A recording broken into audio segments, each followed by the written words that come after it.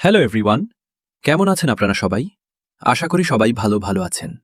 আজকের ভিডিওতে আমরা দেখব একজন 18 বছর বয়সের ছেলে যে 3 বছর ধরে হসপিটালের বেডে সম্পূর্ণ প্যারালাইজড অবস্থায় মৃত্যুর অপেক্ষা করছিল। হঠাৎই সে চোখ খুলে দেখে সে আর পৃথিবীতে নেই। চারদিকে ঘুরে বেড়াচ্ছে মানুষখেকো প্রিডেটার্স, আর এক রহস্যময়ী মেয়ে তাকে মাস্টার বলে ডাকছে। শুধু তাই নয়, মুহূর্তের মধ্যেই সে পেয়ে যায় কিংবদন্তি লং মিংয়ের ইউআর লেভেল পাওয়ার, ইনফাইনাইট ডার্কনেস। কিন্তু প্রশ্ন হল, এই সাধারণ ছেলেটিই কেন মানবজাতির শেষ আশা? আর কেন পুরো সেলেস্টিয়াল কোর্ট তাকে তাদের নিউ মাস্টার হিসেবে স্বীকৃতি দিতে শুরু করল? তাহলে আর দেরি না করে চলুন সরাসরি গল্পের একদম শুরু থেকে যাত্রা শুরু করি। মহাকাশের বুক চিরে ধেয়ে আসে এক বিশাল উল্কাপিণ্ড। প্রচণ্ড বিস্ফোরণের সাথে সেটি আছড়ে পড়ে পৃথিবীর বুকে। কিন্তু সেই উল্কাপিণ্ড শুধু ধ্বংসই নিয়ে আসেনি, সঙ্গে নিয়ে এসেছিল এক ভয়ঙ্কর এলিয়েন স্পিসিস, প্রেডেটার্স। এই প্রেডেটার্সদের একমাত্র খাদ্য ছিল মানুষের মাংস।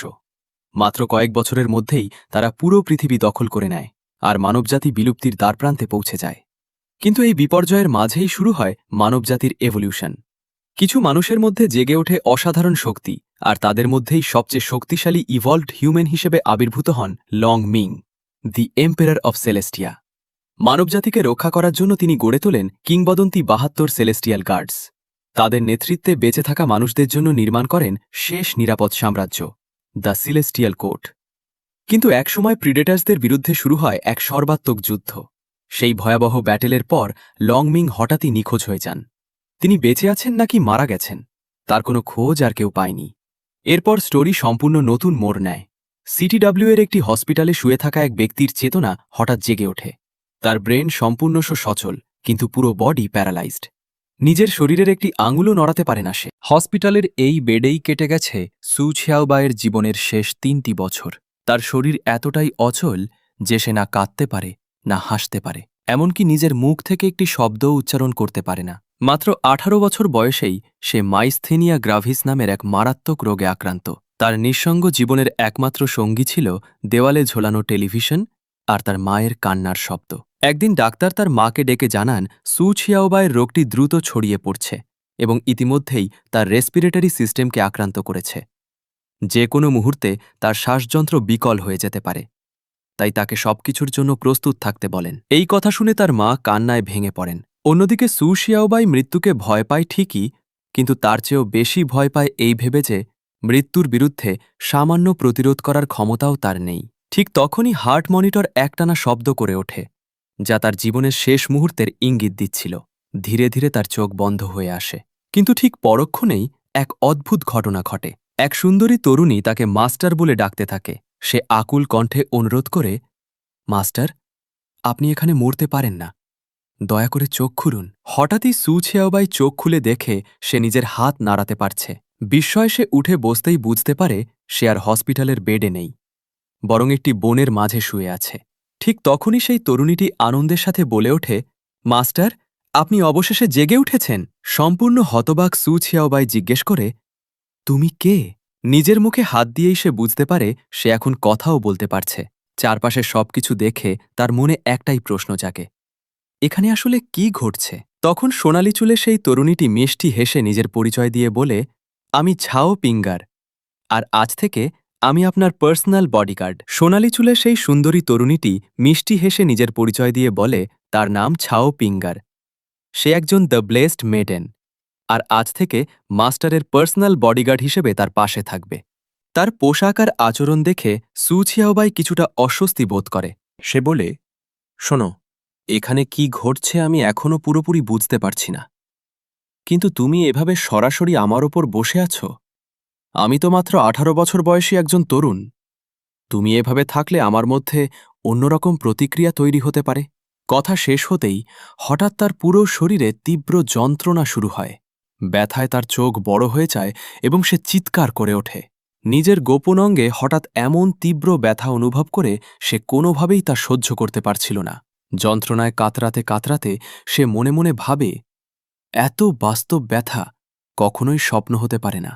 তাকে এমন অবস্থায় দেখে জাওপিঙ্গার উদ্বিগ্ন হয়ে বারবার মাস্টার বলে ডাকতে থাকে। নিজের মাথায় হাত দিয়ে সু ছিয়াওবাই ভাবতে থাকে, আমার তো এতক্ষণে মারা যাওয়ার কথা ছিল, তাহলে আমি এখানে কিভাবে এলাম? শুধু তাই নয়, আমার শরীরে সেই মারাত্মক রোগের সব লক্ষণও পুরোপুরি গায়েব হয়ে গেছে। জাওপিঙ্গার উদ্বিগ্ন কণ্ঠে জিজ্ঞেস করে, মাস্টার, আপনি ঠিক আছেন তো? নিজের ভাবনার জগৎ থেকে ফিরে সুসিয়াওবাই গম্ভীর গলায় বলে, হ্যাঁ, আমি ঠিক আছি, তবে একটা প্রশ্নের উত্তর চাই।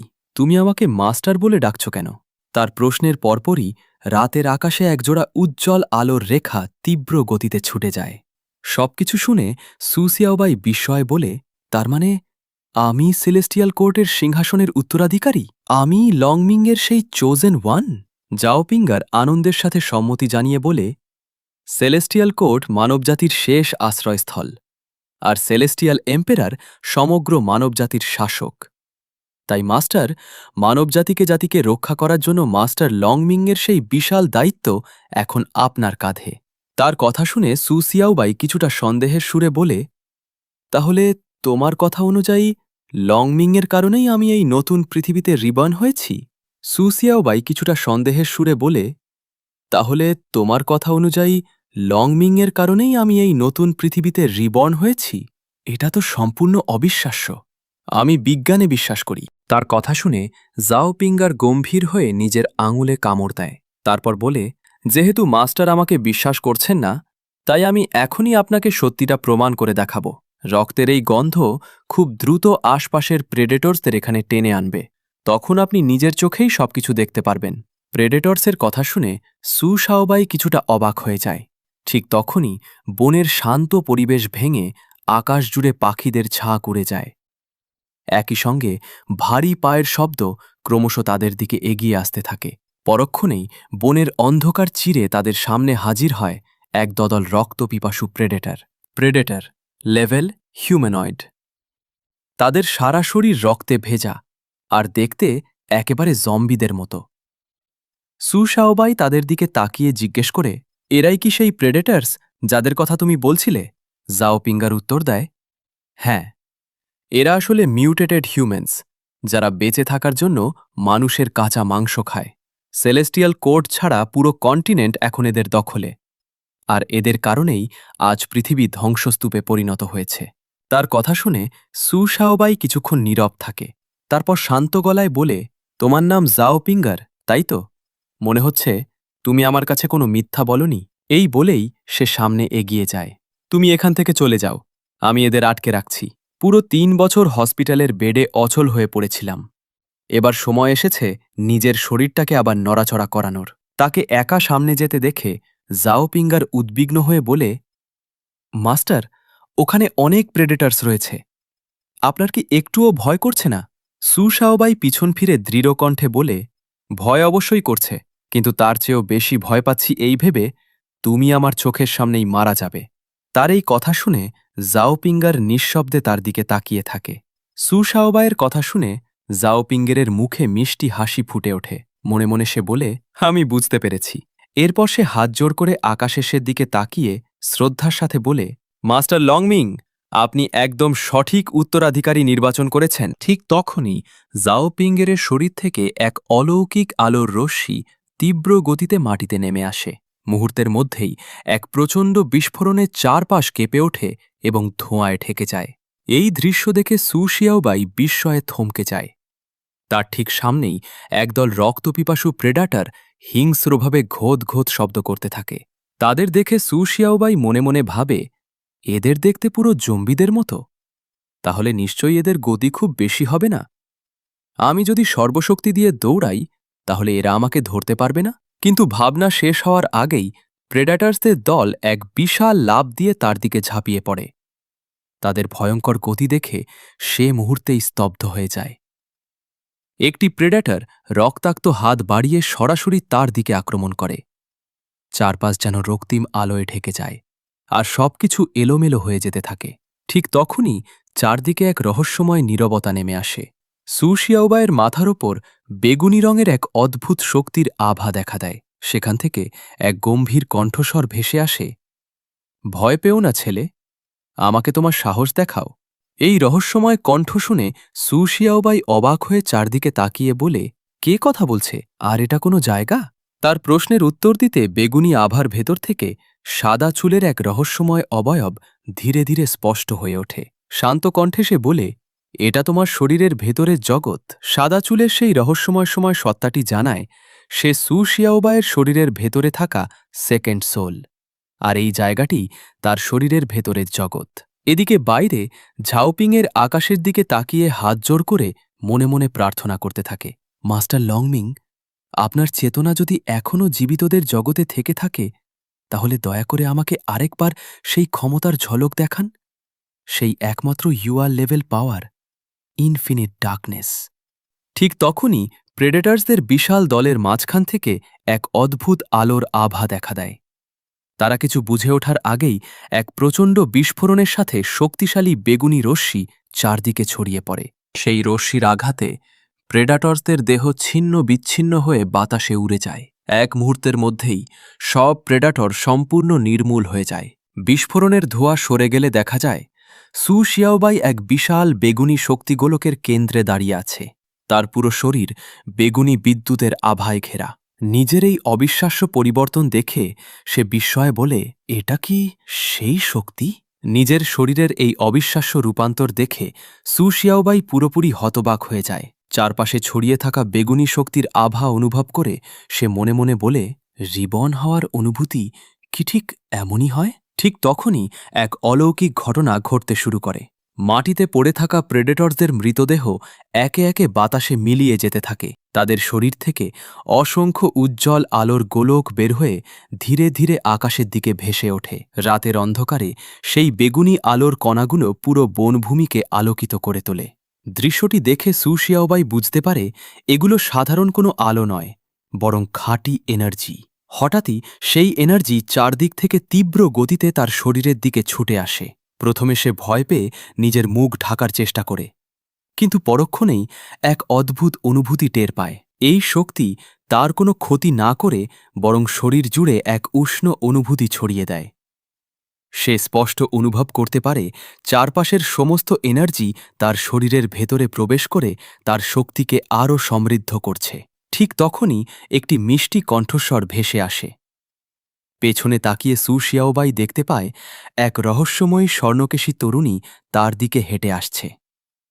মেয়েটি শান্ত কণ্ঠে বলে, ভয় পাওয়ার কিছু নেই মাস্টার, এটি আপনার নিজের ক্ষমতা, ইনফিনাইট ডার্কনেস।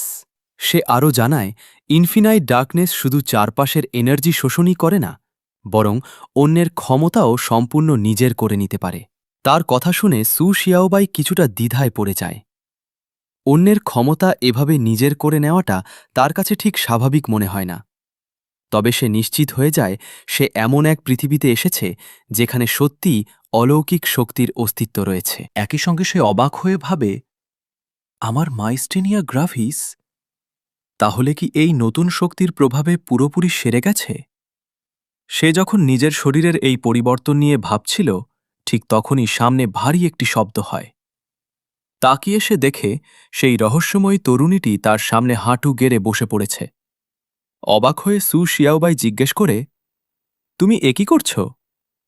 মেয়েটি মাথা নিচু করে শ্রদ্ধার সাথে উত্তর দেয়, সেলেস্টিয়াল কোর্ট কখনোই একজন রুলার ছাড়া থাকতে পারে না। হাঁটু গেড়ে বসে থাকা সেই স্বর্ণকেশী তরুণীটি আকুল কণ্ঠে বলে, দয়া করে মাস্টার, সেলেস্টিয়াল কোর্টে ফিরে চলুন, আপনি এর সিংহাসন গ্রহণ করুন। তার চোখে মুখে স্পষ্ট ফুটে ওঠে অধীর অপেক্ষা আর গভীর অনুরোধ। সেলেস্টিয়াল কোর্টের সিংহাসনের কথা শুনে সু শিয়াওবাই কিছুক্ষণ নীরব হয়ে যায়। সে পুরো বিষয়টি নিয়ে গভীরভাবে চিন্তা করে, কিন্তু পরক্ষণেই তার মুখে হালকা একটি হাসি ফুটে ওঠে। নিজের মাথায় আঙুল ঠেকিয়ে শান্ত ও আত্মবিশ্বাসী কণ্ঠে সে বলে, আমি এতে মোটেও আগ্রহী নই। দৃশ্য পরিবর্তন হয় আর আমরা দেখতে পাই বিশাল এক জনশূন্য প্রান্তরে ছড়িয়ে আছে প্রাচীন দানবদের বিশাল কঙ্কাল। সেই ধ্বংসস্তূপের আকাশ জুড়ে একের পর এক হিংস্র ড্র্যাগন ডানা মেলে উড়ে বেড়াচ্ছে। তাদের গর্জনে পুরো আকাশ কেঁপে উঠছে। এই ভয়ঙ্কর পরিবেশ পেরিয়ে সামনে ভেসে ওঠে এক বিশাল পাহাড়। পাহাড়ের পাদদেশ জুড়ে দাঁড়িয়ে আছে এক অভেদ্য প্রাচীর। আরেকটি দীর্ঘ সেতু সরাসরি সেই দুর্গের দিকে চলে গেছে। প্রাচীরের সামনে এসে জাওপিংয়ের অবাক হয়ে জিজ্ঞেস করে, মাস্টার, আপনি তো বললেন সিংহাসনে আগ্রহী নন, তাহলে সেলেস্টিয়াল কোর্টে আসার জন্য এত তাড়া কেন? তার প্রশ্ন শুনে সু শিয়াওবাই ক্লান্তভাবে দীর্ঘশ্বাস ফেলে কপালের ঘাম মুছে নিজের পেটে হাত রেখে বলে, আগে নিজের পেট চালানোর জন্য একটা জায়গা খুঁজে বের করতে হবে। ঠিক তখনই তার পেট থেকে ক্ষুধার্ত শব্দ ভেসে আসে। সামনের বিশাল প্রাচীরের দিকে তাকিয়ে সে বুঝতে পারে এটাই জীবিত মানুষদের শেষ নিরাপদ আশ্রয়স্থল। ওপরের দিকে তাকাতেই সে অবাক হয়ে যায়। প্রাচীরটি অবিশ্বাস্য রকম উঁচু, কিন্তু চারদিকে তাকিয়ে সে কোনো প্রবেশপথ দেখতে পায় না। সে অবাক হয়ে বলে, এখানে তো কোনো গেটই নেই, আমরা কি প্রাচীর টপকে ভেতরে যাব? ঝাওপিঙ্গার মৃদু হেসে বলে, মাস্টার, চিন্তার কিছু নেই, এটি সিলেস্টিয়াল কোর্টের বিশেষ সিকিউরিটি সিস্টেম, শুধুমাত্র এখানকার রেসিডেন্টরাই এই পথ খুলতে পারে। এই বলে সে প্রাচীরের ওপর নিজের হাত রাখে। সে জানায় এই প্রাচীরটি ৭০০ মিটার উঁচু এবং ২০ মিটার পুরু, যা যে কোনো লেভেলের প্রিডেটরকে আটকে রাখতে সক্ষম। তার হাতের স্পর্শের সঙ্গে সঙ্গে একটি যান্ত্রিক শব্দ শোনা যায়। তারপর স্বয়ংক্রিয়ভাবে বিশাল ধাতব দরজাটি ওপরে উঠতে শুরু করে। ভেতর থেকে একটি স্বয়ংক্রিয় কণ্ঠ ভেসে আসে, জাওপিঙ্গার, high class resident of the celestial court, আপনার নিজের ঘরে আপনাকে স্বাগতম। দরজাটি পুরোপুরি খুলতেই সামনে দেখা যায় এক দীর্ঘ আধুনিক টানেল, যার শেষ প্রান্তে ঝলমল করছে একটি আধুনিক শহর। জাওপিঙ্গার হেসে বলে, চলুন যাওয়া যাক। ভেতরের দৃশ্য দেখে সু শিয়াওবাই বিস্ময়ে তাকিয়ে থাকে। বাইরে যেখানে ধ্বংসস্তূপ আর ঊষর পৃথিবী, সেখানে সেলেস্টিয়াল কোর্টের ভেতরটা যেন সম্পূর্ণ অন্য এক জগৎ। আকাশচুম্বী বিল্ডিং আর অত্যাধুনিক টেকনোলজির এক অসাধারণ মেলবন্ধন, যা বাইরের পৃথিবীর সঙ্গে কোনোভাবেই মেলে না। যদিও বাইরের পৃথিবীটা ধ্বংসস্তূপে পরিণত হয়েছে, তবুও সেলেস্টিয়াল কোর্টের ভেতরে মানুষ এখনও স্বাভাবিক জীবনযাপন করছে। আর এর পুরো কৃতিত্ব সেলেস্টিয়াল গার্ডসদের। তাদের কথা শুনে সু শিয়াওবাই অবাক হয়ে জিজ্ঞেস করে, সেলেস্টিয়াল গার্ডস? জাওপিঙ্গার ব্যাখ্যা করে, হ্যাঁ, তারাই সেলেস্টিয়াল কোর্টের অতন্দ্র প্রহরী। পুরো সেলেস্টিয়াল কোর্ট একটি বিশাল অ্যাবিসকে কেন্দ্র করে গড়ে উঠেছে, আর তারা পালাক্রমে এর ১২টি গেট পাহারা দেয়। সে আরও জানায়, সেলেস্টিয়াল গার্ডসদের প্রত্যেকেই অসাধারণ শক্তিশালী। তাদের ক্ষমতার ভিত্তিতে ৫টি টিয়ারে ভাগ করা হয়েছে, এস, এ, বি, সি এবং ডি। এসব শুনে সু শিয়াওবাই মনে মনে বলে, তার মানে ওরা আসলে কিছু সিকিউরিটি গার্ডস। তারা দুজন শহরের ভেতর দিয়ে হাঁটছিল। ঠিক তখনই দূর থেকে একটি কণ্ঠ ভেসে আসে, জাওপিঙ্গার! ডাক শুনে জাওপিঙ্গার পেছনে তাকায়। সেখানে দাঁড়িয়ে থাকা এক পেশিবহুল ব্যক্তি রাগান্বিত কণ্ঠে বলে, তুমি আবার শহরের বাইরে গিয়ে নিয়ম ভেঙেছ। তুমি কি আমাকে একদমই পরোয়া করো না? লোকটির নাম জাং তিয়ানমেং, দ্য এক্সপ্লোসিভ। সে celestial guard tier C number 1 এর একজন গার্ড। তার কথা শুনে জাওপিঙ্গার শান্তভাবে উত্তর দেয়, আমার কথা ভুল বুঝবেন না, আমি শুধু মাস্টার লংমিংয়ের কোনো খোঁজ পাওয়া যায় কিনা সেটা দেখতে বাইরে গিয়েছিলাম। মাস্টার লংমিংয়ের নাম শুনতেই আশপাশের লোকজন নিজেদের মধ্যে ফিসফিস করতে শুরু করে। সে এখনো লংমিংয়ের খোঁজ করছে? এখনো কি সে আশা ছাড়েনি? সত্যি কি বোকা একটা মেয়ে। তখন জাং তিয়ানমেং ব্যঙ্গাত্মক হাসি হেসে বলে, লংমিং? সে তো ৩ বছর আগেই মারা গেছে। তুমি কি এখন তার মৃতদেহ খুঁজে বেড়াচ্ছ? তার কথা শেষ হতেই সে এবং তার সঙ্গীরা উচ্চস্বরে হেসে ওঠে। তাদের এই নির্মম উপহাস শুনে জাওপিঙ্গার অপমান আর ক্ষোভে নিশ্চুপ হয়ে যায়। রাগে তার হাত কাঁপতে থাকে, আর মুখের অভিব্যক্তি মুহূর্তেই বদলে যায়। অপমানে জাওপিঙ্গারের মুখ অন্ধকার হয়ে যায়। ঠিক তখনই ভিড়ের মাঝখান থেকে এগিয়ে আসে সু শিয়াওবাই। দুহাত সামান্য প্রসারিত করে আত্মবিশ্বাসী কণ্ঠে সে বলে, হাহ, সিকিউরিটি গার্ড। তার এই অপ্রত্যাশিত কথা শুনে চারপাশের সবাই এক মুহূর্তের জন্য থমকে যায়। কোনো দ্বিধা না করে সে সরাসরি ঝাং তিয়ানমেনের সামনে গিয়ে দাঁড়ায়। তারপর তাচ্ছিল্যের সুরে বলে, এতগুলো মানুষ মিলে একটা মেয়েকে হেনস্থা করছো, তোমাদের কি একটুও লজ্জা নেই? তার এই কথায় চারপাশ মুহূর্তেই নিস্তব্ধ হয়ে যায়। সিকিউরিটি গার্ড শব্দটি শুনেই জাং তিয়ানমেংয়ের রাগ চরমে পৌঁছে যায়। সে ক্ষিপ্ত দৃষ্টিতে তাকিয়ে বলে, সিকিউরিটি গার্ড? তাহলে তুমি নিশ্চিত একজন আউটসাইডার। তাদের তর্ক দেখে আশপাশের মানুষ আতঙ্কিত হয়ে ফিসফিস করতে শুরু করে। এই ছেলেটা জাং তিয়ানমেংয়ের সঙ্গে ঝামেলা করছে। টিয়ার সি গার্ডসদের মধ্যে ওর মেজাজই সবচেয়ে ভয়ঙ্কর। ছেলেটা নিজেই নিজের বিপদ ডেকে আনলো। এদিকে জাং তিয়ানমেং গর্জে ওঠে, সেলেস্টিয়াল কোর্টে কোনো আউটসাইডারের জায়গা নেই। কথা শেষ করেই সে নিজের সমস্ত শক্তি একত্র করে আক্রমণ চালায়। Oblivion strike. প্রচণ্ড বিস্ফোরণের সঙ্গে তার আঘাত মাটিতে আছড়ে পড়ে। চারপাশের পাথর ভেঙে টুকরো টুকরো হয়ে উড়ে যায়। কিন্তু সবাইকে অবাক করে দিয়ে সু শিয়াওবাই নিখুঁতভাবে আঘাতটি ডক করে নিরাপদে সরে যায়। এই দৃশ্য দেখে ঝাং তিয়ানমেং আরও ক্ষিপ্ত হয়ে ওঠে। অন্যদিকে সু শিয়াওবাই নিজের শরীরের পরিবর্তন অনুভব করে মনে মনে বলে, আমার শরীরটা অনেক হালকা লাগছে। ওই এনার্জি শোষণ করার পর কি এমনই অনুভূতি হয়? তার ঠোঁটে হালকা এক রহস্যময় হাসি ফুটে ওঠে। একজন গার্ডের আক্রমণ এড়িয়ে যাওয়ার দৃশ্য দেখে জাং তিয়ানমেংয়ের সঙ্গীরাও ক্ষোভে ফেটে পড়ে। তারা হিংস্রভাবে তার দিকে তেড়ে এসে চিৎকার করে ওঠে, তোর এত বড় সাহস হলো কি করে? একটা গার্ডের উপর হাত তোলার দুঃসাহস দেখাস? ঝাং তিয়ানমেংয়ের সঙ্গীরা যখন সু শিয়াওবাইয়ের দিকে তেড়ে আসছিল, ঠিক তখনই পুরো পরিস্থিতি এক মুহূর্তে বদলে যায়। চারপাশের বাতাস হঠাৎ ভারী হয়ে ওঠে। ধাবমান লোকগুলো ভারসাম্য হারিয়ে একে একে মাটিতে লুটিয়ে পড়ে। অদৃশ্য এক শক্তির চাপে তারা যন্ত্রণায় চিৎকার করতে থাকে। ঠিক তখনই পুরো এলাকা ঢেকে যায় এক উজ্জ্বল সোনালী আলোর বলয়ে। সেই আলোর কেন্দ্র থেকে শূন্যে ভেসে ওঠে এক রহস্যময়ী নারী। তার পুরো শরীর থেকে স্বর্গীয় আলো বিচ্ছুরিত হচ্ছিল। গম্ভীর কণ্ঠে সে ঘোষণা করে, আমার উপস্থিতিতে তাকে স্পর্শ করার সাহস কারও হবে না। এই দৃশ্য দেখে সু শিয়াওবাইও বিস্ময়ে তার দিকে তাকিয়ে থাকে। এটি ছিল একটি এসআর লেভেল পাওয়ার গ্র্যাভিটি ফিল্ড। এই ক্ষমতার মাধ্যমে আশপাশের নির্দিষ্ট এলাকার গ্র্যাভিটি সম্পূর্ণ নিয়ন্ত্রণ করা যায়। তার প্রভাবে পুরো এলাকার অভিকর্ষ 10 গুণ বেড়ে যায়। আর সেই চাপ সহ্য করতে না পেরে সবাই মাটিতে লুটিয়ে পড়ে। কিন্তু জাং টিয়েনমেং অবিচলভাবে দাঁড়িয়ে থেকে অবজ্ঞার সুরে বলে, মাত্র 10 গুণ গ্র্যাভিটি, এতে আমার কিছুই হবে না। কথা শেষ করেই সে বিশাল এক লাফ দিয়ে সরাসরি সু শাওবাইয়ের দিকে ঝাঁপিয়ে পড়ে। নিজের সমস্ত শক্তি একত্র করে সে ওপর থেকে এক ভয়ঙ্কর পাঞ্চ ছুড়ে মারে। কিন্তু সু শাওবাইও নির্ভয়ে হাত তুলে সেই আঘাত প্রতিহত করে। দুই শক্তির সংঘর্ষে মুহূর্তেই এক প্রচণ্ড বিস্ফোরণ ঘটে। চারপাশের মাটি আর পাথর চূর্ণ বিচূর্ণ হয়ে উড়ে যায়। ঠিক তখনই জাং তিয়ানমেংয়ের মুখের অভিব্যক্তি পাল্টে যায়। সে আতঙ্ক নিয়ে বুঝতে পারে সু শাওবাইয়ের হাত স্পর্শ করার পর থেকেই তার শরীরের এনার্জি দ্রুত হারিয়ে যাচ্ছে। সে কিছুতেই বুঝতে পারে না তার সঙ্গে ঠিক কি ঘটছে। অন্যদিকে সু শাওবাইয়ের মুখে ধীরে ধীরে এক বিজয়ী হাসি ফুটে ওঠে। সে তাচ্ছিল্যের সুরে বলে, এই পরিস্থিতিটা একদম আশা করনি, তাই না? তার শরীর থেকে নির্গত বেগুনি আভা জাং তিয়ানমেংয়ের সমস্ত এনার্জি নিজের ভেতরে শোষণ করতে শুরু করে। যন্ত্রণায় ছটফট করতে করতে জাং তিয়ানমেং চিৎকার করে এই প্রক্রিয়া বন্ধ করার অনুরোধ জানায়। কিন্তু ততক্ষণে অনেক দেরি হয়ে গেছে। সু শাওবাইয়ের হাতের স্পর্শে ঝাং তিয়ানমেং যন্ত্রণায় চিৎকার করে ওঠে। তার শরীর থেকে বেগুনি রঙের এনার্জি অবিরাম বের হতে থাকে। এই দৃশ্য দেখে জাওপিঙ্গার আতঙ্কে চিৎকার করে ওঠে, মাস্টার! শুধু সেই নয়, সেখানে উপস্থিত সাধারণ মানুষ এবং মাটিতে পড়ে থাকা সবাই এই অবিশ্বাস্য দৃশ্য দেখে বিস্ময়ে স্তব্ধ হয়ে যায়। ঠিক তখনই এক তীব্র আলোর বিস্ফোরণ ঘটে, যার কম্পন ছড়িয়ে পড়ে পুরো সেলেস্টিয়াল কোর্ট জুড়ে। একই সময়ে সেলেস্টিয়াল কোর্টের এক বিশাল প্রাসাদে সেই শক্তির উপস্থিতি অনুভূত হয়। বারান্দায় দাঁড়িয়ে থাকা এক ব্যক্তির সামনে এসে উপস্থিত হয় celestial guard tier A number 3 ভু ইউয়ে, দ্য 9-tailed ফক্স। হাতে ধূমপানের পাইপ নিয়ে সে মুচকি হেসে বলে, মনে হচ্ছে আপনিও এটা অনুভব করেছেন। তার কথা শুনে সামনে দাঁড়িয়ে থাকা মুকুট পরিহিত ব্যক্তি গ্লাসে থাকা লাল পানীয়তে চুমুক দিয়ে গম্ভীর কণ্ঠে বলেন, হ্যাঁ, এই শক্তি, এটা লং মিং এর শক্তি। এই রহস্যময় ব্যক্তিই হলেন celestial guard tier S number 3 count Dracula, the sovereign of the celestial court. এদিকে যুদ্ধক্ষেত্রে নিজের সমস্ত এনার্জি হারিয়ে ঝাং তিয়ানমেং কঙ্কালসার অবস্থায় মাটিতে ছিটকে পড়ে। সু শিয়াওবাইয়ের চারপাশে ঘুরতে থাকা কালচে বেগুনি আভার দিকে তাকিয়ে সে আতঙ্কিত কণ্ঠে বলে, ইনফিনিট ডার্কনেস, এটা তো লং মিং এর ক্ষমতা। শেষ শক্তিটুকু জড়ো করে সে কাপা গলায় প্রশ্ন করে, কে তুমি?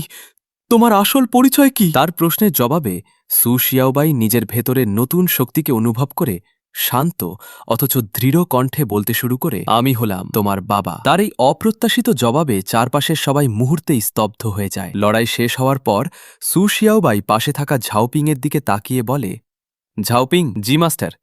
মিষ্টি হেসে উত্তর দেয় সে। চোখ বন্ধ করে নিজের পেতে হাত রেখে সু শিয়াওবাই ক্লান্ত কণ্ঠে বলে, আমরা কি এখন কিছু খেতে যেতে পারি? আমার খুব ক্ষুধা লেগেছে। তার কথা শুনে ঝাওপিঙ্গার হেসে বলে, অবশ্যই, তবে আমারও কিন্তু বেশ বড়সড় ক্ষুধা লেগেছে। সু শিয়াওবাই হেসে উত্তর দেয়, কোনো সমস্যা নেই, তোমার যতটা ইচ্ছে ততটাই খেতে পারো। তারা দুজন শহরের রাস্তা ধরে হাঁটতে শুরু করলে আশপাশের মানুষ বিস্ময়ে তাদের দিকে তাকিয়ে ফিস ফিস করতে থাকে। একজন বলে, ছেলেটা তো একজন আউটসাইডার, অথচ সে একাই একজন টিয়ার C গার্ডকে হারিয়ে দিল। আরেকজন যোগ করে, শুধু তাই নয়, সে মাস্টার লংমিংয়ের UR লেভেল পাওয়ারও ব্যবহার করতে পারে। চারদিকে একটাই প্রশ্ন ছড়িয়ে পড়ে, কে এই রহস্যময় তরুণ? ঠিক তখনই রাজপথ জুড়ে বুটের শব্দ প্রতিধ্বনিত হতে থাকে। শব্দ শুনে সু শিয়াওবাই এবং ঝাওপিংয়ের পেছনে তাকায়। তাদের সামনে এসে দাঁড়ায় ঐতিহ্যবাহী জাপানি পোশাক পরা এক রহস্যময়ী নারী। সে নিজের তলোয়ার খাপ থেকে বের করে গম্ভীর কণ্ঠে জিজ্ঞেস করে, জাং তিয়ানমেং কি তোমাকে আবারও বিরক্ত করছে?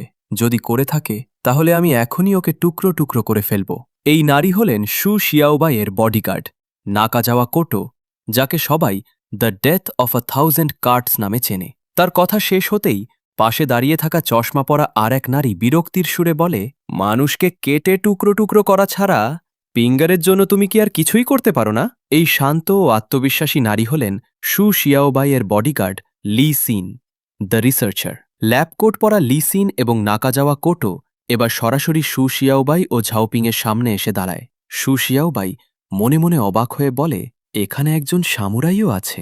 এরা কি ঝাওপিংয়ের বন্ধু? ঠিক তখনই ঝাওপিংয়ের আনন্দের সাথে বলে, মাস্টার, ইতিমধ্যেই আমাকে তার ওপর প্রতিশোধ নিতে সাহায্য করেছেন। এই বলে সে সু শিয়াওবাইয়ের একটি হাত শক্ত করে জড়িয়ে ধরে। কিছুটা লজ্জা পেয়ে সু শিয়াওবাই বলে, আরে আরে, আবার পাগলামি করো না, আগেরবার কিন্তু তুমি আমাকে ব্যথা দিয়েছিলে। তাদের এই দৃশ্য দেখে নাকাজাওয়া কোটো তীক্ষ্ণ দৃষ্টিতে তাকিয়ে জিজ্ঞেস করে, তুমি তাকে মাস্টার বলে ডাকো? সে তো... এরপর সু শিয়াওবাইয়ের দিকে গভীরভাবে তাকিয়ে সে নিশ্চিত কণ্ঠে বলে, হ্যাঁ। মুহূর্তেই পরিবেশ গম্ভীর হয়ে ওঠে। নাকাজাওয়া কোতো দৃঢ় কণ্ঠে ঘোষণা করে, সু শিয়াওবাইয়ের কাছে ইনফিনিট ডার্কনেসের পাওয়ার রয়েছে। সেই মাস্টার লংমিংয়ের বেছে নেওয়া উত্তরাধিকারী। এই কথা শুনে সু শিয়াওবাই এবং চাওপিঙ্গার দুজনেই বিস্ময়ে তাদের দিকে তাকিয়ে থাকে। এরপর লিশিন গম্ভীর কণ্ঠে বলে, সেই ব্যক্তি যাকে রক্ষা করার জন্য আমাদের নিজেদের জীবনও দিতে হবে। নাকাজাওয়া কোটোর চোখে তীব্র দৃঢ়তা ফুটে ওঠে। সে বলে, সেই আমাদের নিউ মাস্টার। দৃশ্য পরিবর্তন হয় আর আমরা দেখতে পাই রাত নেমে এসেছে সেলেস্টিয়াল কোর্টে। চাঁদের আলোয় আলোকিত লংমিংয়ের বিশাল বাড়ির ডাইনিং টেবিলে বসে সু শিয়াওবাই তৃপ্তি করে নুডলস খাচ্ছে। এক লোকমা মুখে দিয়েই সে বলে, সত্যিই দারুণ হয়েছে। পাশে বসে থাকা নাকাজাওয়া কোটো এবং লিশিন অবাক হয়ে তার খাওয়া দেখছিল, আর জাওপিংয়ের নিজের মাস্টারকে এত আনন্দ নিয়ে খেতে দেখে খুশিতে ভরে ওঠে। অনেকক্ষণ খাওয়ার পর সু শিয়াওবাই তৃপ্তির নিঃশ্বাস ফেলে বলে, অবশেষে পেট ভরল। টেবিল জুড়ে খালি বাটি আর প্লেটের স্তূপ দেখে নাকাজাওয়া কোটো মনে মনে অবাক হয়ে যায়। ঠিক তখন জাওপিংয়ের হাসি মুখে জিজ্ঞেস করে, মাস্টার, আমার রান্না আপনার ভালো লেগেছে? সু শিয়াওবাই হেসে উত্তর দেয়, হ্যাঁ, অসাধারণ হয়েছে। খাওয়া শেষ হতেই নাকাজাওয়া কোটো গম্ভীর মুখে তার সামনে এসে দাঁড়িয়ে বলে, সু শিয়াওবাই, আমি জানি না কেন মাস্টার লংমিং তোমাকে ইনফিনিট ডার্কনেস দিয়ে গেছেন, কিন্তু যদি তুমি কোনোভাবে তাকে হতাশ করো তাহলে তার মূল্য তোমাকেই দিতে হবে। তার কথা শেষ হতেই লিশিন বলে, আমাদের মাস্টার হওয়া এত সহজ নয়। তোমাকে মাস্টার লংমিংয়ের শেষ ইচ্ছা পূরণ করতে হবে। সেলেস্টিয়াল কোর্টের সিংহাসন গ্রহণ করতে হবে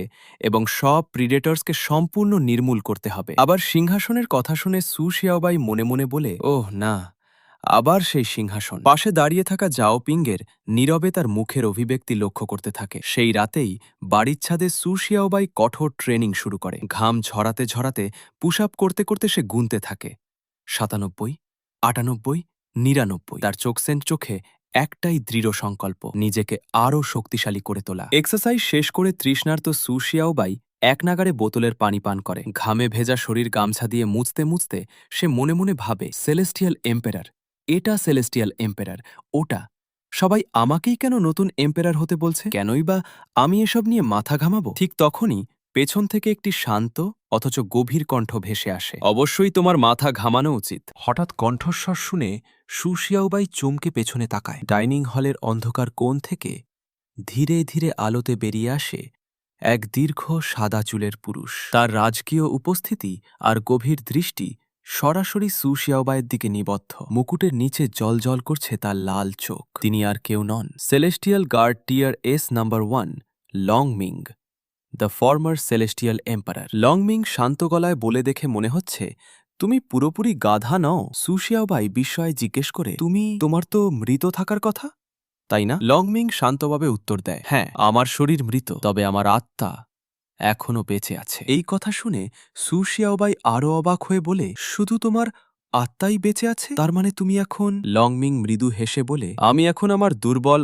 অশরীরী রূপে আছি। অশরীরী রূপে চেয়ারে বসে লংমিং হাত বাড়িয়ে সু শিয়াওবাইকে বলে, আমার এই দুর্বল রূপে তোমাকে ছাড়া আর কেউ আমাকে দেখতে পাবাবে না। এই কথা শুনে সু শিয়াওবাইয়ের মুখে এক ধূর্ত হাসি ফুটে ওঠে। সে ফলের ঝুড়ি থেকে একটি আপেল তুলে খেতে খেতে লংমিংয়ের সামনে গিয়ে দাঁড়ায়। সে বলে, তুমি আমাকে এই দুনিয়ায় নিয়ে আসার জন্য এত কিছু করলে, এমনকি নিজের আত্মাকেও আমার শরীরে প্রবেশ করিয়েছ, তার মানে নিশ্চয়ই তোমার কোনো পরিকল্পনা আছে। আপেলটি টেবিলে রেখে সে লংমিংয়ের দিকে ঝুঁকে জিজ্ঞেস করে, তুমি কি আমার শরীর দখল করার পরিকল্পনা করছো? দুজনের মধ্যে কিছুক্ষণ নীরবতা নেমে আসে। তারা একে অপরের দিকে তাকিয়ে থাকে। তাদের মধ্যকার এই নীরবতাই যেন এক অদৃশ্য মানসিক লড়াইয়ের ইঙ্গিত দিচ্ছিল। পরক্ষণেই লংমিং অদৃশ্য হয়ে যায়। তার কণ্ঠস্বর ভেসে আসে, এসব বিষয়ে আমার কোনো আগ্রহ নেই। সু শিয়াওবাই অবাক হয়ে চারদিকে তাকায়। তারপর দেখে লংমিং তার পেছনের বিছানায় আরাম করে শুয়ে আছে। লংমিং বলে, আমি তোমাকে সিলেস্টিয়াল কোর্টে এনেছি শুধুমাত্র তোমার সঙ্গে একটি ডিল করার জন্য। এই কথা শুনে সু শিয়াওবাই অবাক হয়ে জিজ্ঞেস করে,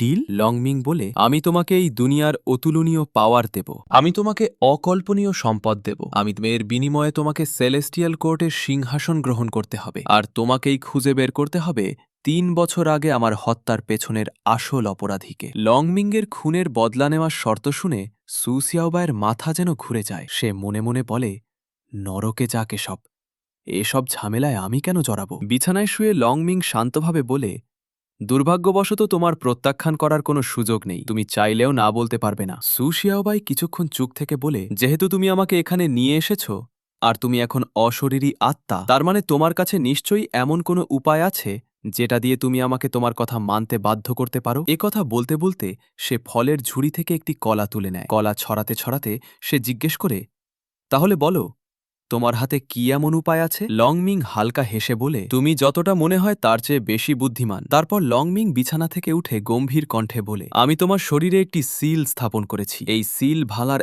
একমাত্র উপায় হল আমার সব ইচ্ছা পূরণ করা। এই কথা শুনে সু শিয়াওবাই হতবাক হয়ে যায়। সে মনে মনে বলে, সিল মানে কি? লংমিং তার লাল চোখে তাকিয়ে বলে, এই সিল যতক্ষণ তোমার শরীরে থাকবে ততক্ষণ তোমার অবস্থা খুবই শোচনীয় হবে। সে আরও বলে, যখনই তোমার শরীরে যৌন উত্তেজনা সৃষ্টি হবে তখন তুমি তীব্র যন্ত্রণায় কষ্ট পাবে। সেই যন্ত্রণা এতটাই ভয়ঙ্কর হবে যে তোমার মনে হবে তুমি এখনই মারা যাবে। যদি তুমি আমাকে প্রত্যাখ্যান করো তাহলে তোমার বাকি জীবন এই যন্ত্রণার মধ্যেই কাটবে। লংমিংয়ের কথা শুনে সু শিয়াওবাইয়ের মুখের হাসি মুহূর্তেই মিলিয়ে যায়। সে হতবাক হয়ে দাঁড়িয়ে থাকে। মনে হয় যেন মাথার ওপর বাজ ভেঙে পড়েছে। তার মুখের সব রং ফিকে হয়ে যায়। 10 মিনিটের তীব্র মানসিক চাপের পর সু শিয়াওবাই কিছুটা ধাতস্থ হয়। ক্ষোভে লংমিংকে উদ্দেশ্য করে বলে, গ্রেট সেলেস্টিয়াল এম্পারার হয়ে একজন সাধারণ মানুষকে হুমকি দেওয়ার জন্য এমন পথই বেছে নিলে তুমি? লংমিং শান্তভাবে উত্তর দেয়, এটা শুধু নিশ্চিত করার জন্য যে তুমি আমার লংমিং শান্তভাবে উত্তর দেয়, এটা শুধু নিশ্চিত করার জন্য যে তুমি আমার নির্দেশ মেনে চলবে। সু শিয়াওবাই সরাসরি জিজ্ঞেস করে, কিন্তু আমি কেন? আমি তো একজন সাধারণ মানুষ। তোমার প্রতিশোধ নেওয়ার জন্য আমার চেয়ে আরো যোগ্য অনেক মানুষ নিশ্চয়ই আছে, নাকি অন্য কোনো কারণ আছে যার জন্য আমাকেই বেছে নিয়েছ? লংমিং কিছুক্ষণ নীরব থাকে। তারপর মনে মনে ভাবে, অদ্ভুত এক রোগের কারণে ওর পেশিগুলো দীর্ঘদিন ধরে দুর্বল হয়েছিল, তাইও এখন একেবারে খালি স্লেটের মতো। আর এই অবস্থায় ইনফিনিট ডার্কনেস ধারণ করার জন্য সবচেয়ে উপযুক্ত। সু শিয়াওবাই দৃঢ় কণ্ঠে বলে, তুমি আমাকে দ্বিতীয় জীবন দিয়েছ, এজন্য আমি তোমার কাছে কৃতজ্ঞ, কিন্তু তার মানে এই নয় যে আমি তোমার হাতের পুতুল হয়ে থাকব। আমি একজন জীবন্ত মানুষ, তোমার প্রতিশোধ নেওয়ার হাতিয়ার নই। সু শিয়াওবাইয়ের কথা শুনে লংমিংয়ের ঠোঁটে হালকা হাসি ফুটে ওঠে। সে বলে, বেশ চমৎকার, মনে হচ্ছে আমি সত্যিই তোমাকে অবমূল্যায়ন করেছিলাম। এদিকে রাতের নীরবতায় চাঁদের আলোয় আলোকিত বাড়ির ছাদে বসেছিল নাকাজাওয়া কোটো। পিঠে ঝোলানো তলোয়ার নিয়ে সে ঘরের দিকে তাকিয়েছিল। ঘরের ভেতরের আলো নিভে যেতেই সে মনে মনে বলে, এই ছেলেটা এতক্ষণ ধরে একাই একাই কথা বলে যাচ্ছিল, অবশেষে ওর কথা বলা থামল। বিছানায় শুয়ে সু শিয়াওবাই মনে মনে ভাবছিল, তাকে এখনও এই সিলের সঙ্গে ডিল করতে হবে, তবে প্রতিদিন সকালে তীব্র ব্যথার মধ্যে ঘুম ভাঙবে না, এটুকুই তার জন্য স্বস্তি। ঠিক তখনই ঘরের দরজায় মৃদু একটি শব্দ হয়। মাঝরাতে দরজাটি ধীরে ধীরে খুলে যায়। ফিশনেট সক্স পরা এক জোড়া পা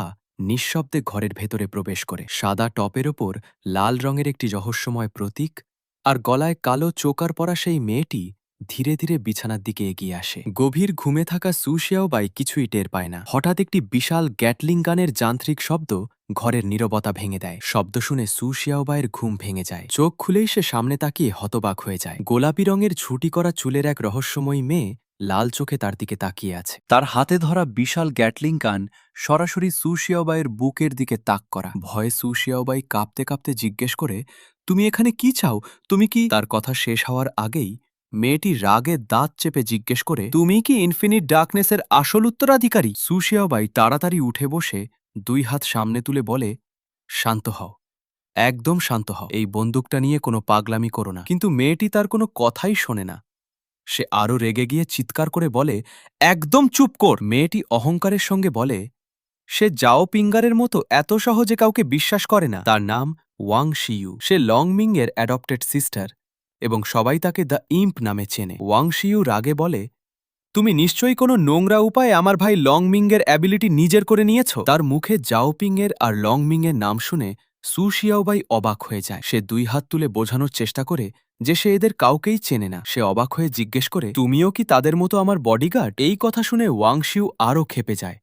কোনো কথা না বলে সে গেটলিং গান থেকে অন্ধাধুন্ধ গুলি চালাতে শুরু করে। গুলির শব্দে পুরো ঘর কেঁপে ওঠে। সু শিয়াওবাই প্রাণ ভয়ে বিছানার এক কোণে সরে গিয়ে মাথা ঢেকে ফেলে। গুলির আঘাতে তার পেছনের দেয়াল আর বালিশ ঝাঁঝরা হয়ে যায়। গুলি থামতেই সু শিয়াওবাই রেগে বলে, তুমি কি সত্যিই আমাকে মেরে ফেলতে চাও? ওয়াংশিউ বন্দুক তাক করেই বলে, লংমিং সম্পর্কে যা জানো সব এখনই বলো, না হলে তোমার অবস্থা ওই বালিশটার মতো হবে। উপায় না দেখে সু শিয়াওবাই সত্যিটা বলে দেয়। সে জানায় লংমিং মারা যায়নি, তার সোল এখন সু শিয়াওবাইয়ের শরীরেই অবস্থান করছে। এই কথা শুনেই ওয়াংশিউয়ের চোখ ভিজে ওঠে। সে কাপা গলায় জিজ্ঞেস করে, আমার ভাই সত্যিই মারা যায়নি? তার সোল এখনও তোমার শরীরেই আছে? মেয়েটির কান্না দেখে সু শিয়াওবাই তাকে আস্তে কথা বলতে বলে। সে ফিসফিস করে বলে, শান্ত হও, লংমিংয়ের শত্রুরা যদি এই কথা জানতে পারে তাহলে সবার আগে আমাকেই মেরে ফেলবে। এই কথা শুনে ওয়াংশিউ কিছুটা থেমে যায় আর সু শিয়াওবাই বিরক্ত হয়ে কপালের ঘাম মুছতে থাকে। সু শিয়াওবাই পরিস্থিতি সামাল দিতে ওয়াংশিউকে বলে, যদি সত্যিই আমাকে সাহায্য করতে চাও তাহলে আগামীকাল রাতে আমাকে একটা জায়গায় নিয়ে যাবে। চোখের জল মুছে ওয়াংশিউ জিজ্ঞেস করে, কোথায় যেতে হবে? পরদিন রাতে ওয়াংশিউ তাকে দ্য লাভার্স হাউসের সামনে নিয়ে আসে। সেখানে এসে তারা দেখে ক্লাবের সামনে উপচে পড়া ভিড়, ভেতরে ঢোকার সব জায়গায় আগে থেকেই বুকড। ওয়াংশিউ বিরক্ত হয়ে লাইনে দাঁড়িয়ে থাকা লোকদের বলে, সবাই সরে যাও যদি নিজেদের জীবন বাঁচাতে চাও। মনে মনে সে ভাবতে থাকে, সু শিয়াওবাই যদি আবার এমন কোনো জায়গায় আসতে বলে তাহলে তাকে ছেড়ে কথা বলবে না। কিছুক্ষণ পর তারা ক্লাবের ভেতরে প্রবেশ করে। ভেতরে রঙিন আলো আর সঙ্গীতের মাঝে কয়েকজন সুন্দরী মেয়ে সু শিয়াওবাইকে ঘিরে ধরে। একজন হেসে বলে, বড় ভাই, তোমাকে তো এখানে নতুন মনে হচ্ছে, এটা কি তোমার প্রথমবার? আরেকজন হেসে বলে, এত টেনশন করো না, আজ শুধু রিল্যাক্স করো। তারা সু শিয়াওবাইকে সোফায় বসিয়ে দেয়। সামনে বিভিন্ন ড্রিঙ্কস সাজানো থাকে। মেয়েরা হেসে বলে, তোমাকে খুব নার্ভাস লাগছে, আমরা তো তোমাকে কিছু করব না। কিন্তু সু শিয়াওবাইয়ের অবস্থা তখন ভীষণ অস্বস্তিকর। সে মনে মনে ভাবে,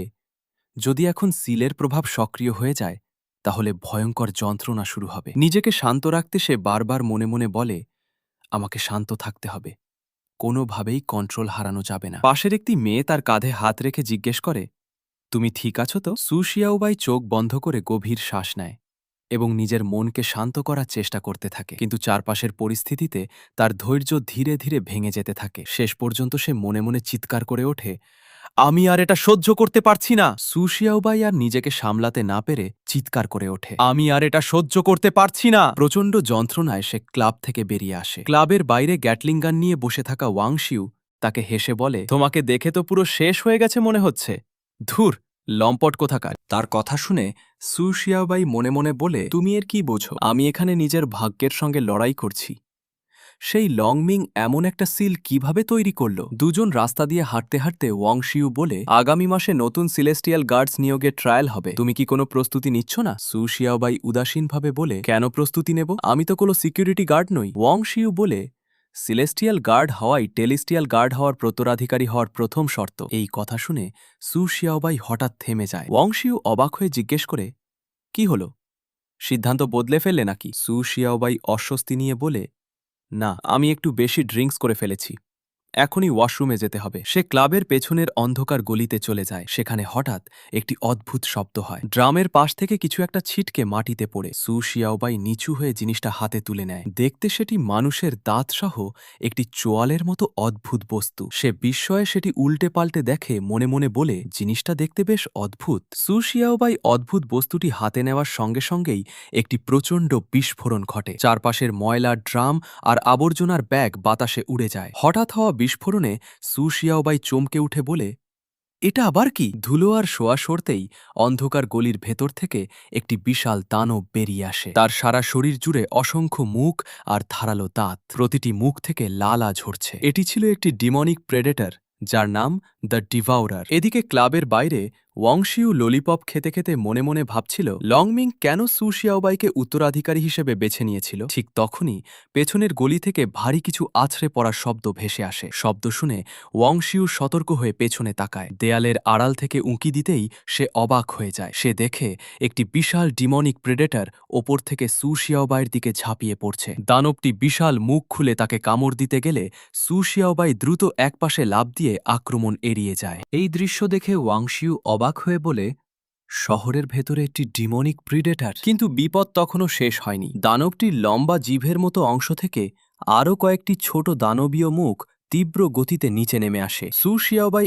এক হাত মাটিতে রেখে ভারসাম্য ধরে আক্রমণের জন্য প্রস্তুত হয়ে যায়। সু শিয়াওবাই আক্রমণ ঠেকানোর জন্য প্রস্তুত হয়, কিন্তু সে বুঝতে পারে পরিস্থিতি খুবই খারাপ। সে মনে মনে বলে, আমার কাছে ডজ করার মতো সময় নেই। ঠিক তখনই একের পর এক লেজার বিম তীব্র গতিতে এসে দানবটির ছোট ছোট মুখগুলোকে মুহূর্তেই উড়িয়ে দেয়। প্রচণ্ড বিস্ফোরণে চারদিকে রক্ত আর মাংস ছিটকে পড়ে। হঠাৎ হওয়া এই আক্রমণ দেখে সু শিয়াওবাই হতবাক হয়ে যায়। ধোঁয়া সরতেই গ্যাটলিং গান কাঁধে নিয়ে ওয়াং শিয়াও সামনে এসে দাঁড়ায়। তার বন্দুকের নল থেকে তখনও ধোঁয়া বের হচ্ছিল। সে সু শিয়াওবাইয়ের দিকে তাকিয়ে হেসে বলে, কি হলো লম্পট, ভয় পেয়ে গেছ নাকি? এই কথা শুনে সু শিয়াওবাই রেগে গিয়ে বলে, লম্পট, তুই নিজেই একটা লম্পট। ঠিক তখনই ওয়াং শিয়াওয়ের নজর পাশের একটি উঁচু ভবনের ছাদের দিকে যায়। গোল চাঁদের আলোয় সেখানে এক রহস্যময়ী নারী দাঁড়িয়েছিল। ওয়াং শিউ ওপরের দিকে তাকিয়ে বলে, এখন আর লুকিয়ে থাকার দরকার নেই। পুরো সিলেস্টিয়াল কোর্টে এমন ডিমনি প্রিডেটারকে নিয়ন্ত্রণ করে শহরের ভেতরে আনার ক্ষমতা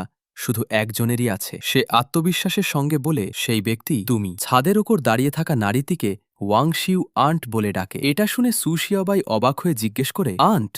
সে কি লংমিংয়ের ওয়াইফ? ওয়াং শিউ শান্তভাবে বলে, সে সিলেস্টিয়াল কোর্টের হোলি মেদেন। এম্পেররের সঙ্গে তার এনগেজমেন্ট হয়েছে। নিজের ২০তম জন্মদিনে সে এম্পেরারকে বিয়ে করার কথা ছিল। তারপর সু শিয়াওবাইয়ের দিকে তাকিয়ে হেসে বলে, আমি ভেবেছিলাম সে আমার আন্ট হবে, কিন্তু এখন মনে হচ্ছে তোর মতো একজন লম্পটই সবচেয়ে বড় সুযোগ পেয়ে গেছে। ওয়াং শিউ যখন সু শিয়াওবাইকে লম্পট বলে খোঁচা দিচ্ছিল, তখন সু শিয়াওবাই বিরক্ত হয়ে বলে, ধুর, কে পরোয়া করে? ঠিক সেই মুহূর্তে ভবনের ছাদ থেকে দীর্ঘ চুলের রহস্যময়ী নারীটি অবিশ্বাস্য গতিতে নিচে লাফিয়ে পড়ে। সে সরাসরি দানবটিটির দেহের ওপর নেমে দাঁড়ায়। নিচে নেমেই ওয়াং শিউয়ের দিকে তাকিয়ে ঠান্ডা কণ্ঠে বলে, আমাকে হাসিও না, আমি এই লোকটাকে কোনোদিনও বিয়ে করব না। এই কথা শুনে সু শিয়াওবাই অবাক হয়ে তার দিকে তাকায়। মেয়েটিকে দেখেই তার হৃৎস্পন্দন হঠাৎ বেড়ে যায়। সে আর কেউ নয়, সেলেস্টিয়াল কোর্টের হোলি মেডেন মু ইউয়ান ইউয়ান। মু ইউয়ান ইউয়ান শান্তভাবে নিজের চুলে হাত বুলিয়ে বলে,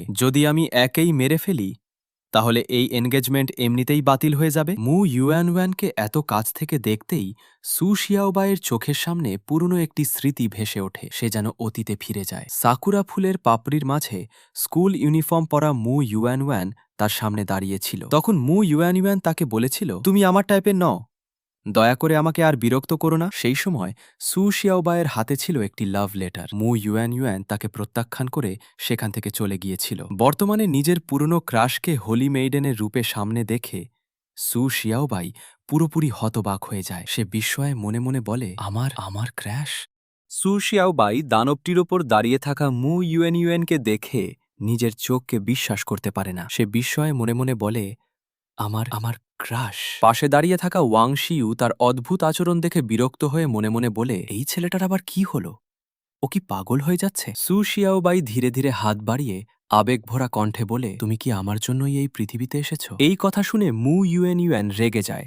সে চিৎকার করে বলে, কার ক্রাশ, নির্লজ্জ কোথাকার! কথা শেষ করেই সে সু শিয়াওবাইয়ের গালে জোরে একটি চড় মারে। প্রচণ্ড আঘাতে সু শিয়াওবাই ছিটকে গিয়ে মাটিতে পড়ে। আঘাতের ধাক্কায় চারদিকে ধুলো আর ধোঁয়া ছড়িয়ে পড়ে। ধোঁয়া সরতেই ওয়াং শিয়াওরাগে গ্যাটলিং গান তুলে ধরে। সে চিৎকার করে বলে, তুমি সত্যিই এটা করলে? তুমি আমার আন্ট হলেও তোমাকে ছেড়ে কথা বলবো না। মু ইউয়ান ইউয়ান ঠান্ডা কণ্ঠে বলে, আমি আগেই বলেছি, একে মেরে ফেললেই এনগেজমেন্ট শেষ হয়ে যাবে। তারপর সে ওয়াং শিউয়ের দিকে তাকিয়ে বলে, যে মানুষ রেড লাইট ডিস্ট্রিক্টে যায় তাকে আমি কখনো বিয়ে করব না। এই কথা শুনে ওয়াং শিউ রেগে বলে, আমি ওসবের পরোয়া করি না। ব্রাদার লংমিংয়ের শেষ ইচ্ছা পূরণ করতেই হবে। তাকে আঘাত করা মানে আমার ভাইকে আঘাত করা। ঠিক তখনই তাদের কথার মাঝখানে দানবটি বিকট গর্জন করে ওঠে। দানবটি হঠাৎ বিশাল মুখ খুলে গর্জন করে ওঠে। ওয়াং শিও কিছু বুঝে ওঠার আগেই ডিভাউরার তার গ্যাটলিং গানে কামড় বসায়। মুহূর্তের মধ্যেই বন্দুকটি ভেঙে চূর্ণ বিচূর্ণ হয়ে যায়। মু ইউএনওয়ান শান্ত কণ্ঠে বলে, ডিভাউরার, ওকে কিছুক্ষণ নিজের পেটের ভেতর আটকে রাখুক। সে মনে মনে ভাবে, আমার চড় খাওয়ার পর ওর বেঁচে থাকার কথা নয়, আর বেঁচে থাকলেও এখন নিশ্চয়ই নড়াচড়া করার অবস্থায় নেই। ঠিক তখনই ধোঁয়ার ভেতর থেকে একটি শক্তিশালী হাত তীব্র গতিতে বেরিয়ে আসে। মু ইউএনওয়ান কিছু বুঝে ওঠার আগেই সেই হাত তার আক্রমণ আটকে দেয়। ধাক্কায় সে কয়েক কদম পেছনে সরে যায়। সে বিস্ময়ে মনে মনে বলে, এই অবস্থায়ও ওর এত শক্তি কিভাবে আছে? ধোয়ার আড়াল থেকে সু শিয়াওবাইয়ের কণ্ঠ ভেসে আসে। মু ইউয়ানওয়ান দাঁত চেপে মনে মনে বলে, ইনফিনিট ডার্কনেস ব্যবহার করে ও আঘাতের সমস্ত এনার্জি শোষণ করে নিয়েছে। এখানে আসার মাত্র 2 দিনের মধ্যেই ও নিজের পাওয়ার এত ভালোভাবে নিয়ন্ত্রণ করতে শিখে গেল কিভাবে? ধোয়া সরতেই সু শিয়াওবাই সম্পূর্ণ অক্ষত অবস্থায় সামনে এসে দাঁড়ায়। তার শরীরের চারপাশে হালকা এনার্জি জ্বল করছিল। সে নিজের গালে হাত বুলিয়ে শান্তভাবে বলে, চটটার জন্য ধন্যবাদ, এতে আমার ঘুম ভেঙে গেছে। তারপর হালকা হেসে মনে মনে বলে, আমি যখন 3 বছর হসপিটালে ছিলাম তখন আমার ক্রাশ একবারও আমাকে দেখতে আসেনি, তাহলে সে আমার জন্য এই পৃথিবীতে আসবে কিভাবে? সু শিয়াওবাই সামনে দাঁড়িয়ে থাকা মু ইউয়ানিওয়ানের দিকে তাকিয়ে শান্তভাবে বলে, তোমরা দুজন দেখতে একদম একই রকম। এই কথা শুনে মু ইউয়ানিওয়ান রেগে যায়।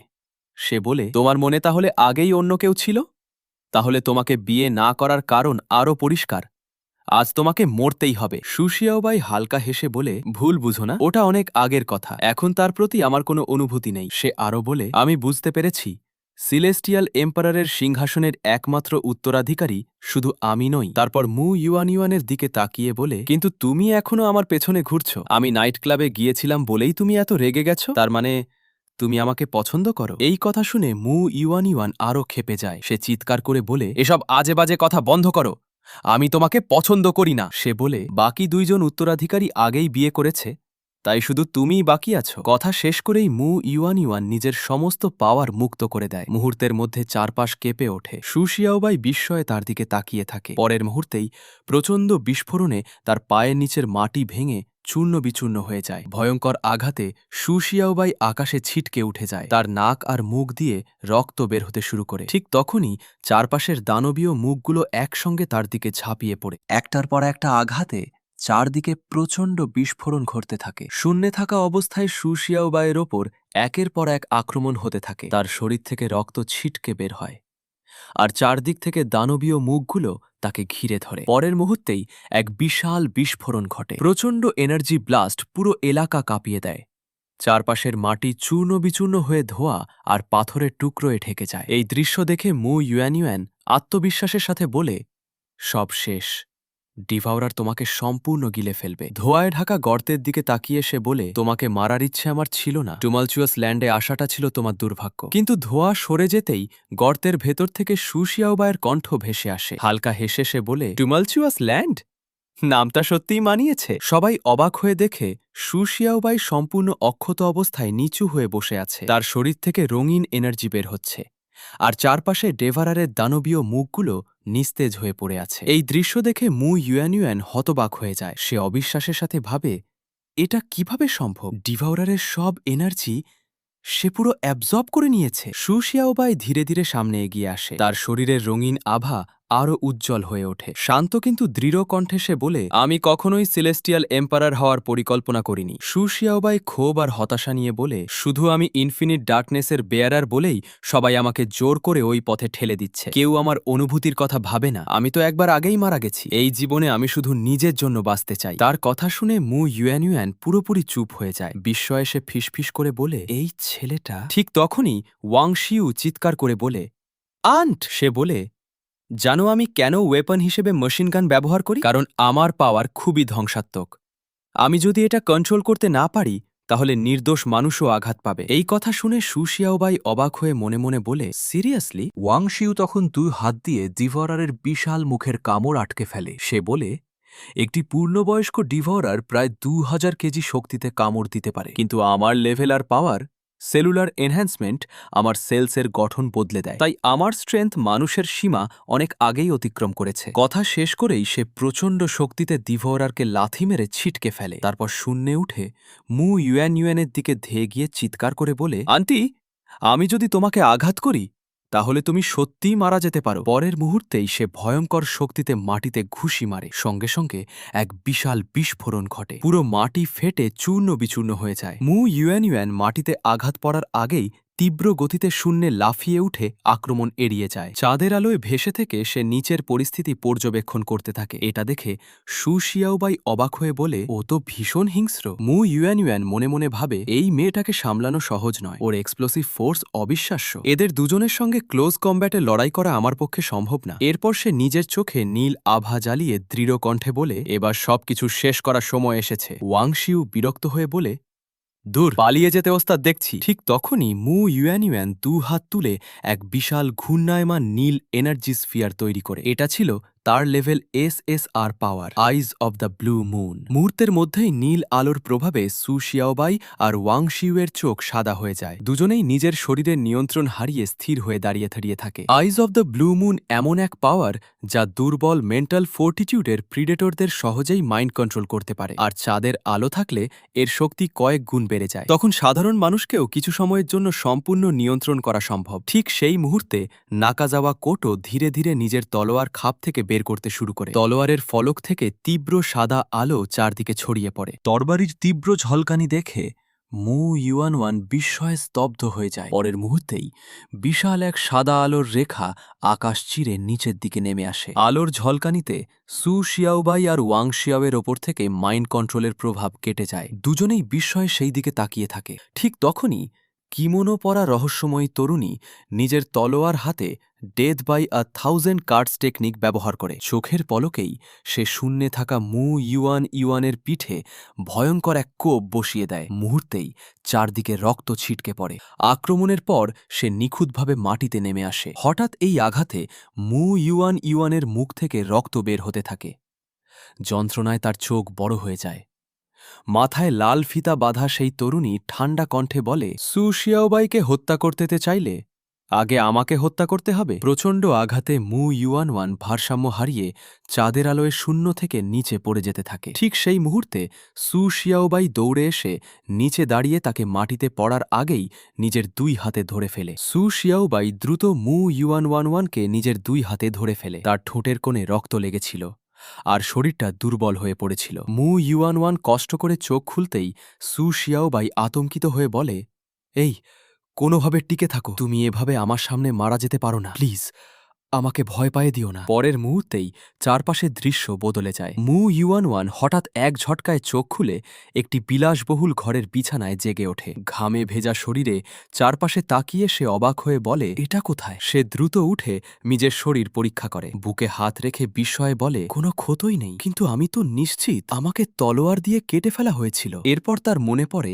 সেই কিমোনো পরা রহস্যময় সামুরায়ের কথা। সে মনে মনে বলে, যেদিন সে তলোয়ার খাপ থেকে বের করেছিল ঠিক সেই মুহূর্তে আমার মনে হয়েছিল যেন আমি শয়তানকে দেখছি। তার চোখের সামনে আবার ভেসে ওঠে সেই ভয়ঙ্কর দৃশ্য। ফিমেল সামুরাইয়ের পেছনে দাঁড়িয়েছিল বিশাল এক রক্তবর্ণ দানবীয় অবয়ব, যার জ্বলন্ত লাল চোখ চারদিকে ভয় ছড়িয়ে দিচ্ছিল। স্মৃতিটা মনে পড়তেই মু ইউয়ান শিউরে ওঠে। সে গভীর শ্বাস নিয়ে মনে মনে বলে, সত্যি ভয়ঙ্কর, শুধু মনে পড়লেই শরীর কেঁপে ওঠে। সু শিয়াওবাই বুঝতে পারে মু ইউয়ান অবশেষে জেগে উঠেছে। এনগেজমেন্টের কারণে সে তাকে হত্যা করতে কতটা মরিয়া সেটা সু শিয়াওবাই ভালো করেই জানে। তাই পরিস্থিতি সামলানোর জন্য সে একটা নাটক করার সিদ্ধান্ত নেয়। সে ছাদের দিকে তাকিয়ে চিৎকার করে বলে, কোতো, আমাকে একটু সাহায্য করো। চাঁদের আলোয় দাঁড়িয়ে থাকা কোতো শান্ত চোখে তার দিকে তাকায়, কিন্তু কোনো উত্তর না দিয়ে মুহূর্তের মধ্যেই অদৃশ্য হয়ে যায়। কোতো চলে যেতেই সু শিয়াওবাই কিছুটা অবাক হয়, তবুও সে নিজের পরিকল্পনা চালিয়ে যেতে থাকে। এদিকে ঘরের ভেতরে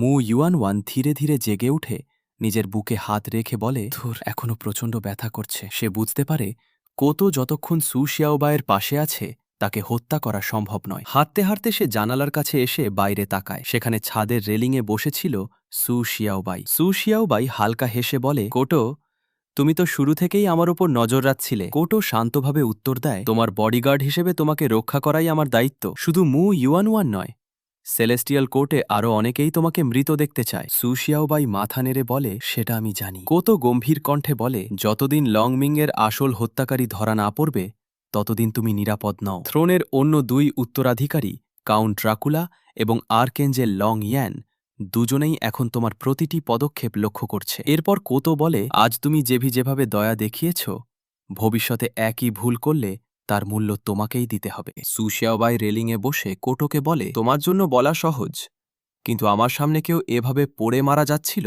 আমি কিভাবে চুপচাপ দাঁড়িয়ে থাকতাম? জানালার আড়াল থেকে মু ইউয়ান তাদের সব কথা শুনছিল। হঠাৎ তার মনে পড়ে যায় সেই মুহূর্ত যখন সে আকাশ থেকে নিচে পড়ে যাচ্ছিল আর সু শিয়াওবাই 2 হাত বাড়িয়ে তাকে ধরে ফেলেছিল। সে মনে মনে ভাবে, তাহলে সত্যি আমাকে বাঁচিয়েছিল এই ছেলেটাই। পরক্ষণেই সে নিজেকে সামলে নেয়, মনে মনে বলে, যদি সেই ফিমেল সামুরাই আমার আইজ অফ দ্য ব্লু মুন নষ্ট না করত তাহলে আমি ওকে মেরেই ফেলতাম। কিন্তু তারপরও সে আমাকে বাঁচালো কেন? এদিকে সু শিয়াওবাই নিজের মনে হেসে বলে, সেলেস্টিয়াল থ্রোন নিয়ে আমার কোনো আগ্রহ নেই, তবে এমন সুন্দর একটা ফিউচার ওয়াইফকে তো মরতে দেওয়া যায় না। ঠিক তখনই জানালার দরজা হঠাৎ খুলে যায়। সু শিয়াওবাই চমকে পেছনে তাকিয়ে বলে, তুমি জেগে উঠেছ? মু ইউয়ান রেগে চিৎকার করে বলে, কে তোমার ফিউচার ওয়াইফ?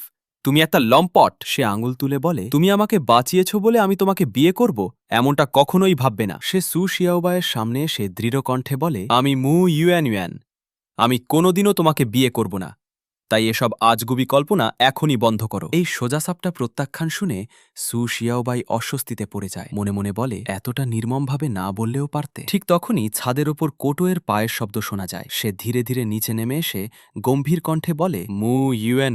কোটো তলোয়ারের হাতলে হাত রেখে সামান্য খাপ থেকে বের করে ফলার ঝলক চারদিকে ছড়িয়ে পড়ে। সে ঠান্ডা গলায় মু ইউয়ানকে বলে, আবার যদি সু শিয়াওবাইয়ের গায়ে হাত তোলার চেষ্টা করো তাহলে তার পরিণতি ভালো হবে না। কোতো আরও বলে, পরের বার আমি তলোয়ারের উল্টো দিক ব্যবহার করব না। এই কথা শুনে মু ইউয়ান স্তব্ধ হয়ে যায়। সে মনে মনে ভাবে, তাহলে আগের বার সে তলোয়ারের উল্টো দিক দিয়ে আমাকে আঘাত করেছিল। এবার সে বুঝতে পারে কেন এত বড় আঘাত পাওয়ার পরও তার শরীরে কোনো স্থায়ী ক্ষত হয়নি। সু শিয়াওবাই মু ইউয়ানের ফ্যাকাশে মুখ দেখে মনে মনে বলে, কোটোয়ের এক আঘাতেই ও পুরো ভয় পেয়ে গেছে। মু ইউয়ান বুঝতে পারে কোটো সবসময় সু শিয়াওবাইয়ের পাশে থাকে, তাই সু শিয়াওবাইয়ের কাছে পৌঁছাতে হলে তাকে অন্য কোনো উপায় খুঁজে বের করতেই হবে। ঠিক তখনই রাতের আকাশে বিকট এক শব্দ প্রতিধ্বনিত হয়। পরের মুহূর্তেই নীল রঙের এক শক্তিশালী আলোর রশ্মি ছাদের ওপর আছড়ে পড়ে। ওপরে থেকে একটি কণ্ঠ চিৎকার করে ওঠে, লিয়ান নায়ো! হঠাৎ এই ঘটনায় মু ইউয়ান এক লাফে ছাদ থেকে নিচে নেমে যায়। একই সময় আকাশ থেকে বিশাল এক পাখিসদৃশ প্রাণী দ্রুত নিচের দিকে নামতে থাকে। সু শিয়াওবাই আর কোটো দুজনেই আকাশের দিকে তাকিয়ে যায়। চাঁদের আলোয় বিশাল কালো ডানা মেলে সেই প্রাণী পুরো আকাশ ঢেকে উড়ে আসছিল। তার বিশাল ছায়া পুরো ছাদ আর বাড়ির ওপর নেমে আসে। দৃশ্যটা দেখে সু শিয়াওবাই মনে মনে বলে, এটাও কি কোনো প্রিট্রেডার? কিন্তু এররা তো ডিভারারের থেকে একেবারেই আলাদা। কোটো নীরবে আকাশের সেই রহস্যময় প্রাণীর দিকে তাকিয়ে থাকে।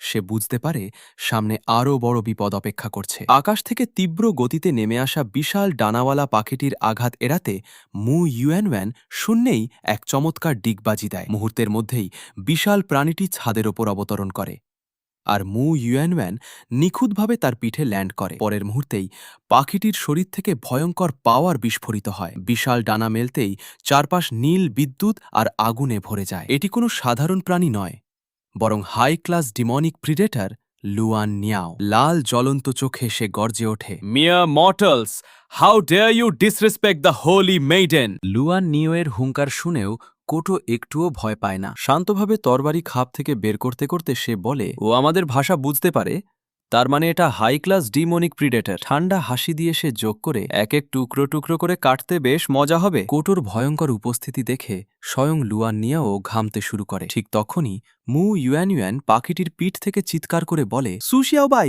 তুমি কি আমাকে বিয়ে করতে চাও না?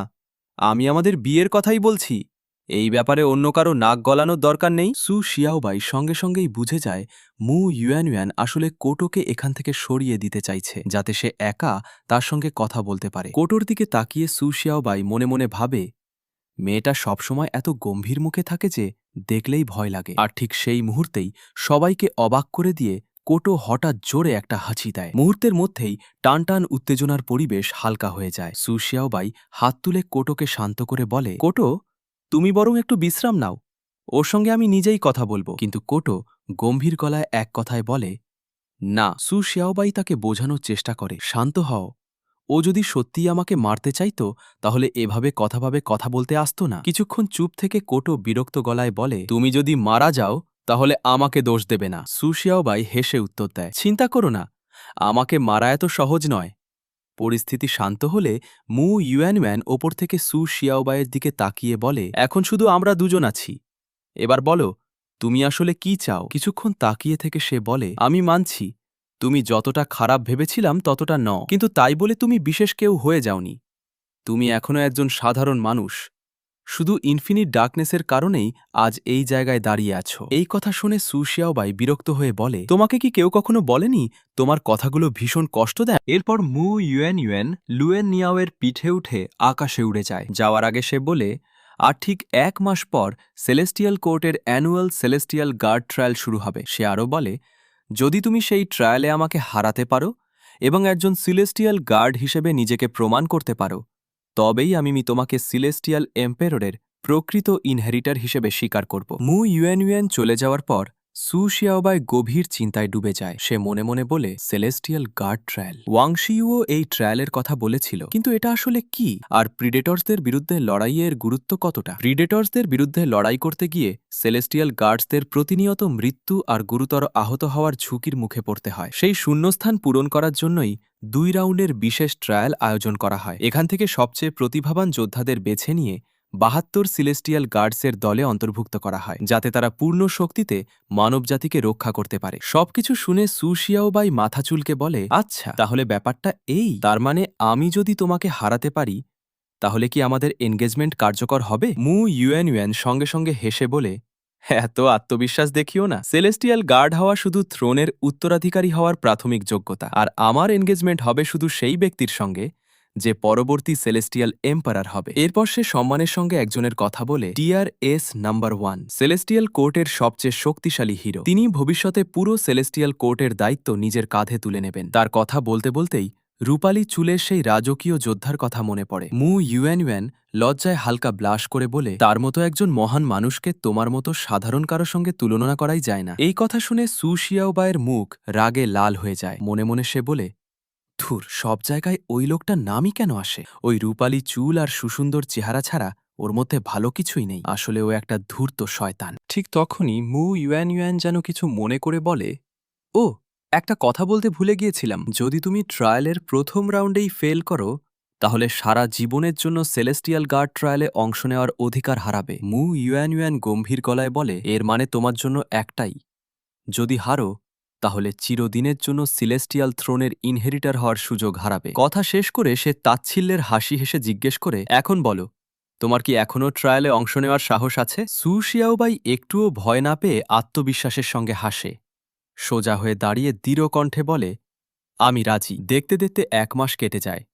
অবশেষে শুরু হয় সেলেস্টিয়াল গার্ড ট্রায়াল। ট্রায়াল গ্রাউন্ডে পা রাখতেই চারপাশের ভারী পরিবেশ দেখে লাল চুলের এক প্রতিযোগী কাঁধে তোয়ালে রেখে চারদিকে তাকায়। উত্তেজিত কণ্ঠে সে বলে, এখানকার পরিবেশ সত্যিই ভয়ঙ্কর চাপ সৃষ্টি করছে। তবে এটাই তো সেলেস্টিয়াল গার্ডসদের জন্মস্থান। মেঘের ওপরে সুউচ্চ পাহাড়ে ঘেরা পবিত্র সেই আরিনার চারপাশে বিশাল ড্র্যাগন উড়ছে। কুয়াশা আর মেঘের মাঝে দাঁড়িয়ে থাকা এই ঐতিহাসিক স্থানটির নাম দ্য হোলি মাউন্টেন কলোসিয়াম, যেখানে আজ শুরু হতে যাচ্ছে বহু প্রতীক্ষিত সেলেস্টিয়াল গার্ড ট্রায়াল। তো আজকের ভিডিওতে এই পর্যন্তই। ভিডিও কেমন হয়েছে কমেন্ট করে অবশ্যই জানাবে। ভিডিও ভালো লাগলে ভিডিওকে লাইক করে চ্যানেলটা সাবস্ক্রাইব করে দিবে। দেখা হবে পরবর্তী ভিডিওতে।